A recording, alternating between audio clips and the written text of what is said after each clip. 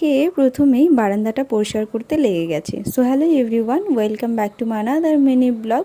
তো বেশ কয়েকদিন ধরে বারান্দাটার অবস্থা একেবারে খারাপ হয়েছিল, তাই ভাবলাম আজকে প্রথমেই বারান্দাটা পরিষ্কার করব। তো দেখতে পাচ্ছ আমি কিন্তু লিচু বাচ্ছি, এখন যেহেতু আম কাঁঠাল লিচুর সিজন, তো সেই জন্য। আর আমাদের বাড়িতে যেহেতু গাছ রয়েছে তার জন্য বাবা কিন্তু লিচুগুলো পেড়েছে।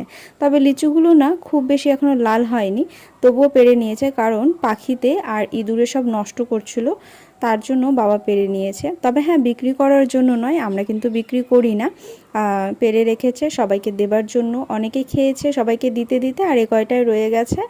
আর সেই জন্য আমি ভাবলাম আজকে এগুলোকে পরিষ্কার করে নিই। আমাদের বুনুর বাড়িতে পাঠিয়ে দেওয়া হয়েছে, তারপরে কাকুদের বাড়ি জেঠুদের বাড়িতে দেওয়া হয়েছে, আর গ্রামের লোকজন তো খেয়েইছে। আর বাবা যেখানে কাজ করতে যায় সেখানেও নিয়ে গেছে, তাদেরকেও খেতে দিয়েছে। তবে এখন যেহেতু লাস্টের দিকে এগুলো ঝাড়া পোড়া পড়ে গেছে, তো ওই জন্য পড়েই রয়েছে বারান্দায়, কেউ আর নিচ্ছেও না, খেতেও আসছে না, আর বাবাও আর নিয়ে যাচ্ছে না।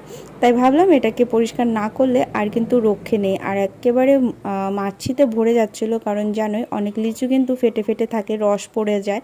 তো সেই জন্যই বারান্দাটা পরিষ্কার না করলে আর শান্তি হচ্ছিল না। তবে লিচু বাঁচতে বাঁচতে আমিও কয়েকটা লিচু খেয়েই নিলাম।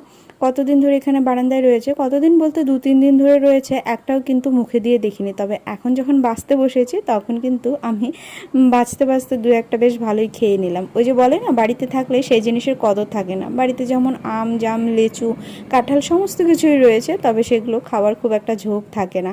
এগুলোই যদি আবার কিনে খেতে হতো তবে কিন্তু দেখতে বেশ মজা করে খেতাম। যেমন কিছু কিছু ফল, যেমন তরমুজ, আনারস, আমার এগুলো ভালো লাগে খেতে।